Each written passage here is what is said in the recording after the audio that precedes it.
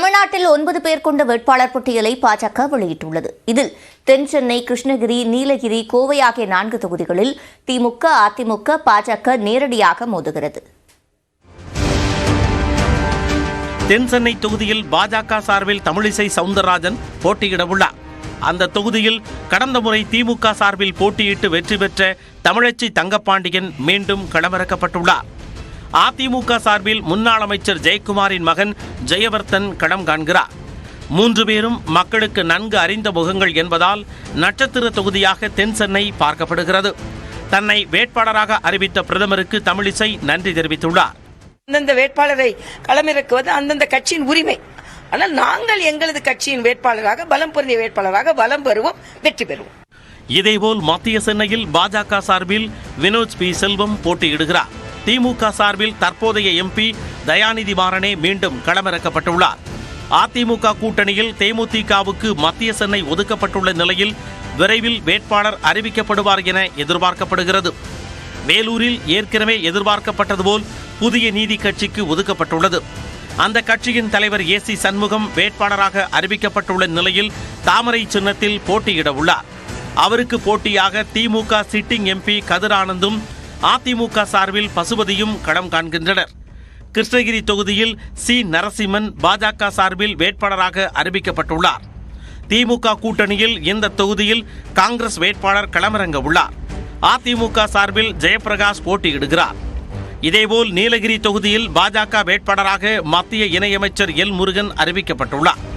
திமுக சார்பில் ஆர் ராசாவும் அதிமுக சார்பில் முன்னாள் சபாநாயகர் தனபாலின் மகன் லோகேஷும் களமிறக்கப்பட்டுள்ளனர். இதனால் அந்த தொகுதியும் நட்சத்திர தொகுதியாக பார்க்கப்படுகிறது.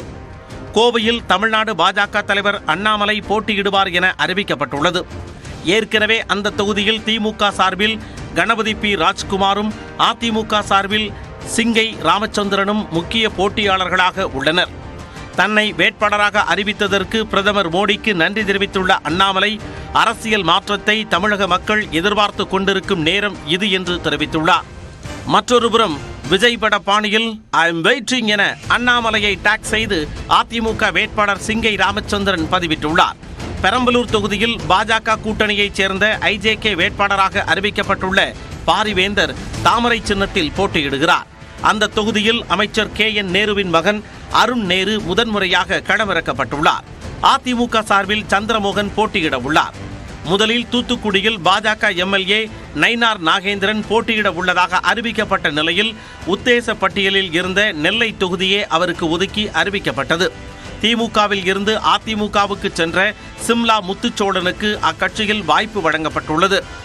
திமுகவை பொறுத்தவரை நெல்லை தொகுதி காங்கிரசுக்கு ஒதுக்கப்பட்டுள்ளது. வெற்றி வாய்ப்பை மக்கள் முடிவு செய்வார்கள் என நயினார் நாகேந்திரன் தெரிவித்துள்ளார். திருநெல்வேலி பாராளுமன்ற வாக்காளருடைய கையில் இருக்கிறது. என அதிகப்படியான வாக்குகள் வித்தியாசத்தில் வெற்றி பெற செய்வார்கள் இந்த மாவட்ட மக்கள் என்கின்ற நம்பிக்கை எனக்கு நிரம்ப இருக்கிறது. கன்னியாகுமரியில் முன்னாள் இணையமைச்சர் பொன் ராதாகிருஷ்ணனே மீண்டும் களமிறக்கப்பட்டுள்ளார். அந்த தொகுதியில் திமுகவில் காங்கிரசுக்கு ஒதுக்கப்பட்டுள்ளது. கன்னியாகுமரியில் அதிமுக சார்பில் பசலியான் நசரேத் களமிறக்கப்பட்டுள்ளார்.